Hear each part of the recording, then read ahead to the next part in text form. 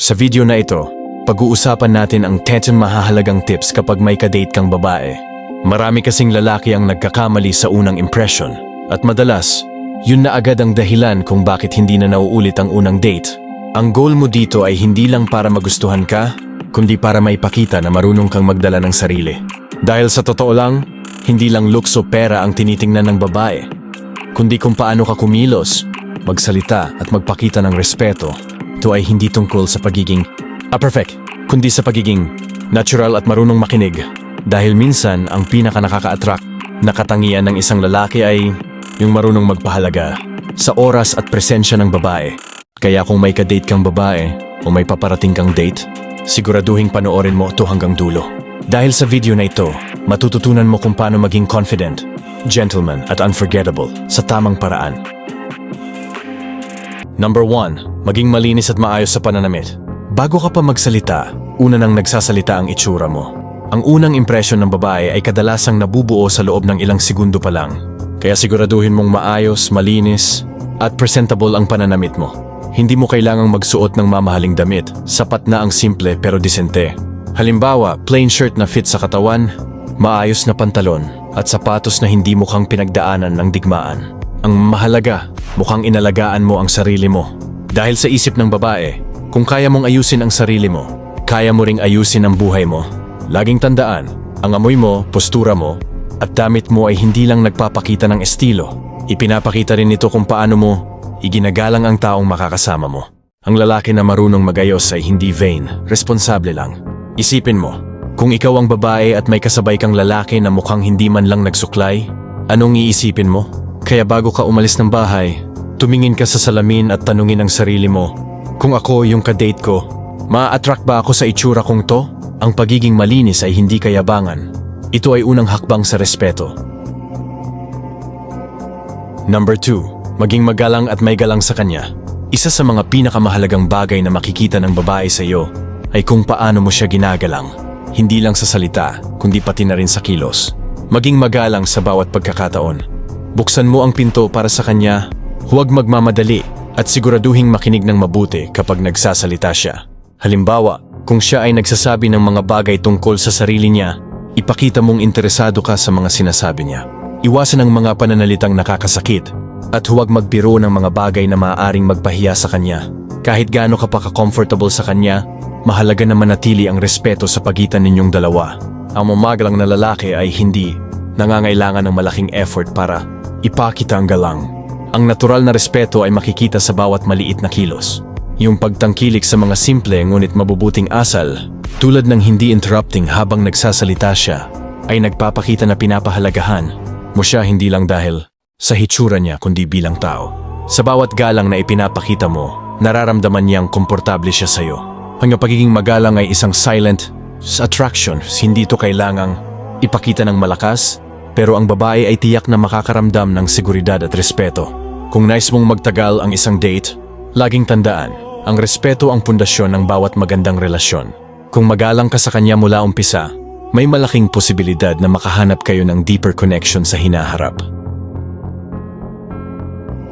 Number 3. Makinig ng totoo hindi lang para makasagot. Maraming lalaki ang nagkakamali rito. Nakikinig sila pero hindi nauunawaan.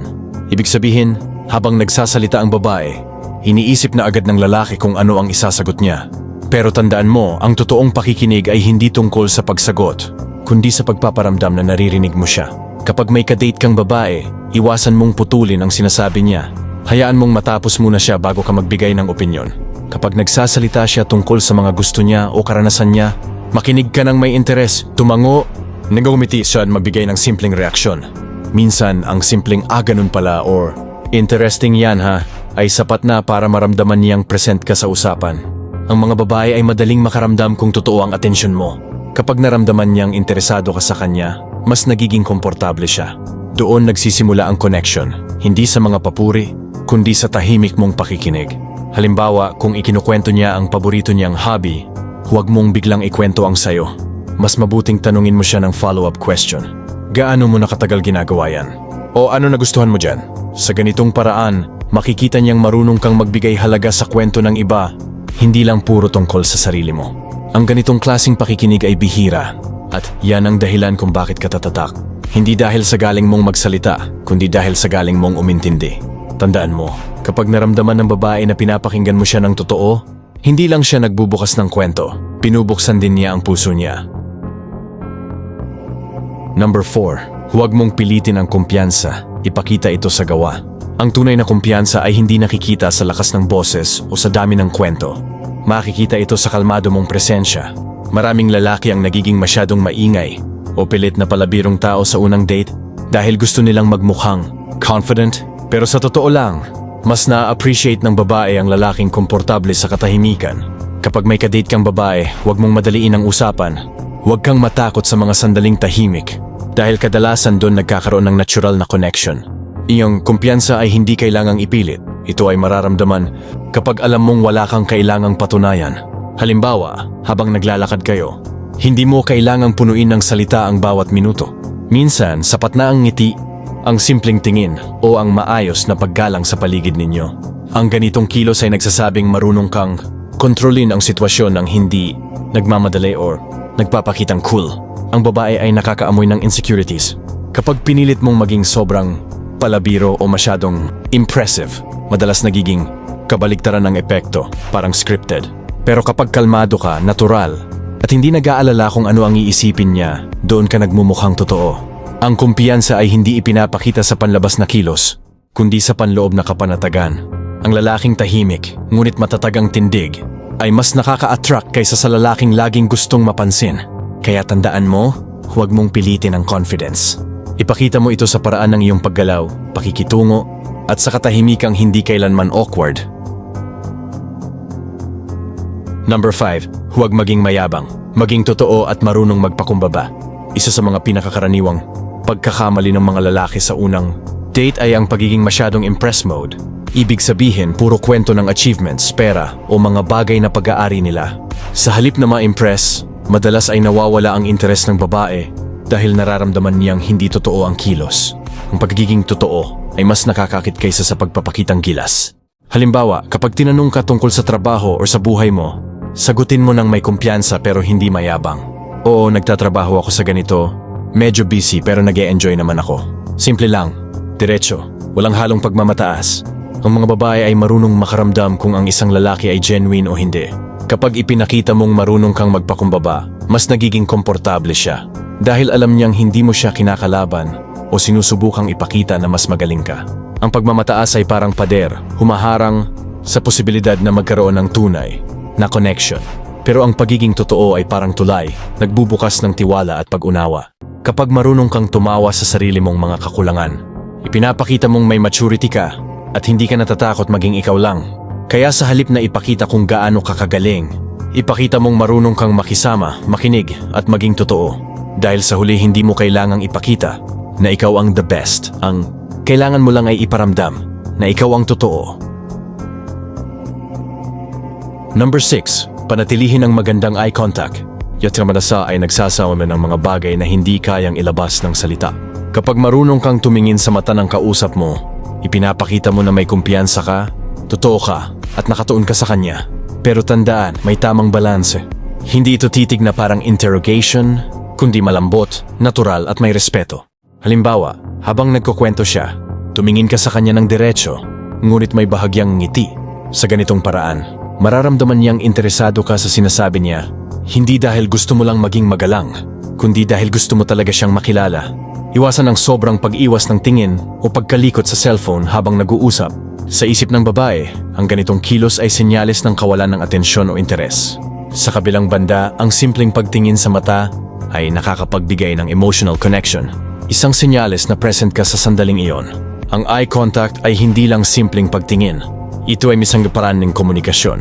Kapag tinitingnan mo siya ng may respeto, nararamdaman niyang ligtas siya sa presensya mo. Kapag tinitingnan mo siya ng may kumpiyansa, nakikita niyang matatag ka. Ang mga babaeng nakakaramdam ng ganitong uri ng titig ay madalas hindi agad makalimot dahil may kakabang doon may samisang lalaking marunong tumingin, hindi lang basta tumitig. Kaya sa susunod na may kadate ka, tandaan mo, hindi mo kailangang magsalita para iparamdam ang interes mo. Minsan, sapat na ang isang tahimik pero totoo mong tingin. Number 7. Alamin kung kailan dapat maging tahimik. Isa sa mga hindi napapansin pero napakalakas na move. Kapag may kadate ka, ay ang tamang paggamit ng katahimikan. Maraming lalaki ang iniisip na dapat tuloy-tuloy ang usapan para hindi maging awkward. Pero ang totoo, ang mga babaeng may emotional na maturity ay mas naa-attract sa lalaking marunong humawak ng silence nang hindi naiilang. Kapag masyado kang madaldal, minsan nawawala ang misteryo mo.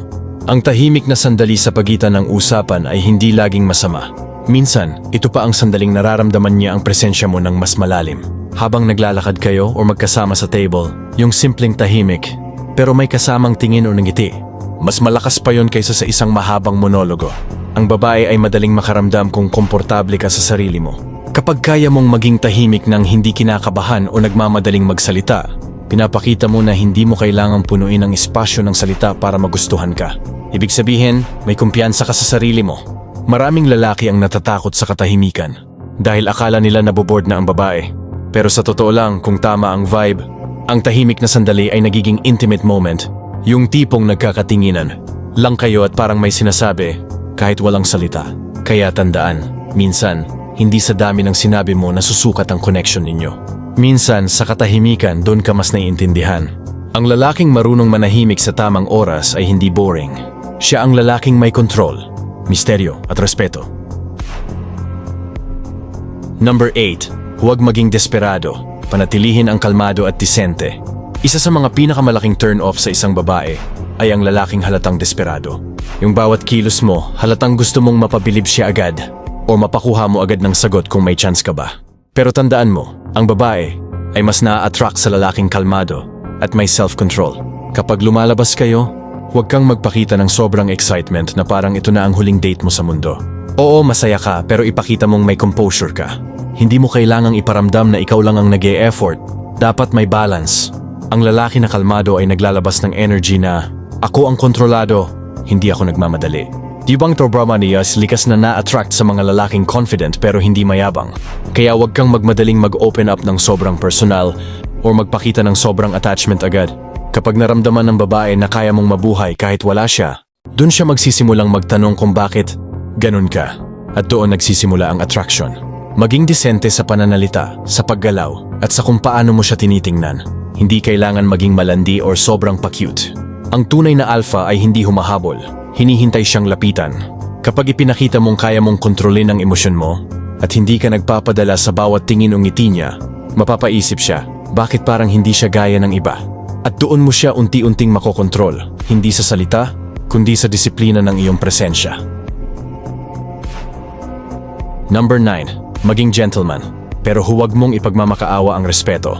Marami ang nagkakamali dito. Akala ng iba, kapag masyado kang mabait o masunurin sa babae, mas mapapansin ka. Pero ang totoo, kapag sobra kang accommodating, nagmumukha kang walang sariling direksyon. Yung pagiging gentleman ay hindi tungkol sa pagiging sunod-sunuran.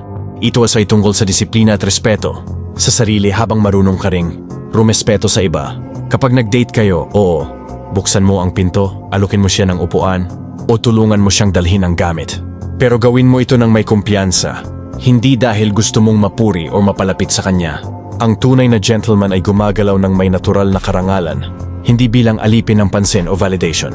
Kung halimbawa ay hindi niya pinansin ang kabaitan mo, huwag kang magreklamo. Hayaan mo lang, dahil ang lalaking may tunay na dignidad, hindi naghahanap ng kapalit sa kabutihan niya. Ginagawa niya ito dahil bahagi na ito ng kanyang karakter. Sa mga babae, malakas ang dating ng lalaking ganito, kasi bihira. Ang karamihan nagpapakita ng kabaitan para makakuha ng kapalit. Pero kapag nakita niyang ikaw, mabait ka pero hindi marupok, dun siya magtatanong kung anong meron sa'yo. Ang respeto, hindi hinihingi.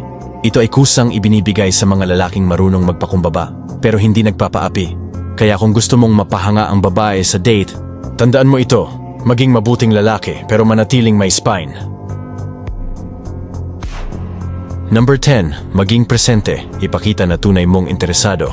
Maraming lalaki ang nagkakamali sa puntong ito. Kahit nasa date sila, abala sa telepono o iniisip ang iba pang bagay. Kapag ganito ang nangyayari, para kang naroon lang sa katawan, pero wala sa presensya at nawawala ang tunay na koneksyon. Ang pagiging presente ay hindi lang tungkol sa physical na presensya. Ito ay tungkol sa puspusang atensyon sa kanya, sa pag-uusap, at sa bawat detalye ng date. Makinig ng maigi sa mga sinasabi niya. Alamin ang mga bagay na nagpapasaya sa kanya at ipakita sa simpleng kilos na mahalaga sa iyo ang kanyang nararamdaman at opinyon. Hindi kailangan maging sobrang sweet o gumawa ng sobra-sobrang effort. Ang simpleng interes, tulad ng pagtatanong tungkol sa kanyang araw o pagtawa sa mga biro niya, ay mas epektibo kaysa sa grand gestures. Ang authenticity at consistency ang tunay na nakakaapekto sa puso ng babae. Kapag naramdaman ng babae na ikaw ay tunay na kasama sa bawat sandali ng date, mas nagkakaroon siya ng koneksyon sa'yo. Ang pakikinig at pagpapakita ng genuine care ay naglalatag ng pundasyon ng tiwala at respeto na bihira mong makita sa karamihan ng lalaki ngayon. Ang tip na ito ay subtle, pero pinakamalakas sa lahat. Hindi ito tungkol sa kung gaano karaming bagay ang ginawa mo para sa kanya, kundi sa kalidad ng presensya mo habang magkasama kayo. Ang isang lalaking naroron ng buo sa kanyang oras ay nagiging memorable at espesyal. Sa huli, ang pagiging present ay hindi lamang nagpapakita ng interes. Ito ay nagpapakita ng tunay na intensyon, emotional na availability, and respeto. Sa simpleng paraan, magagawa mong maramdaman ng babae na siya ay pinapahalagahan. At iyon ang pinakamahalaga sa bawat matagumpay na date. Sa lahat ng tips na ating tinalakay mula 1 hanggang 10, may isang mahalagang prinsipyo na laging babalik. Ang lalaking may purpose, presence at control sa sarili ay natural na nakaka-attract. Hindi sapat ang simpleng effort. Kailangan ng tamang mindset at awareness sa bawat galaw at salita. Maging ito man ay pagiging confident, pagpapakita ng kabutihan ng hindi nagpapaapi, o pagiging aware sa bawat detalye ng date, ang susi ay consistency at authenticity. Ang babae ay mabilis makakadetect kung ikaw ay nagpapanggap o nagmamadali para sa kanyang attention. Huwag kalimutan ang value ng subtlety. Ang mga maliliit na kilos, pagtatanong, pag-obserba sa gestures, o simpleng pagtulong, ay nagiiwan ng mas malalim na impression kaysa sa malalaking gestures na over the top. Sa mundong puno ng distraction, ang lalaking nakatutok at alerto sa kanyang presensya ay bihira at memorable. Awareness din ang nagtatakda ng boundaries. Sa pagiging attentive, hindi mo lamang naiintindihan ng babae, kundi nakikita mo rin ang iyong sariling limitasyon. Ito yung nagspakit ng respect sa sarili at sa kanya, at nagpapalakas ng iyong dating bilang lalaki na may spine. Ang reminder na ito ay hindi lamang para sa mga tips na ginawa natin. Ito ay para sa mindset na kailangan mong dalhin sa lahat ng interactions mo. Ang bawat galaw, salita at intensyon mo ay may epekto, at ang awareness ang magbibigay daan para mas mapahusay mo ito. Sa huli, ang lalaking tunay na nakaka-understand sa dynamics ng dating ay hindi lang mabait o charming. Siya ay present, consistent, at alerto.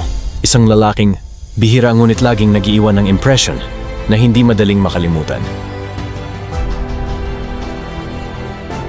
Sa bawat galaw at salita mo, ipinapakita mo ang iyong karakter. Ang lalaking bihira ngunit may spine at tunay na intensyon ay hindi madaling malimutan. Ito ang dahilan kung bakit ang mga maliliit na detalye kapag ginamit ng tama ay nagiging mas makapangyarihan kaysa sa kahit anong malaking gesture.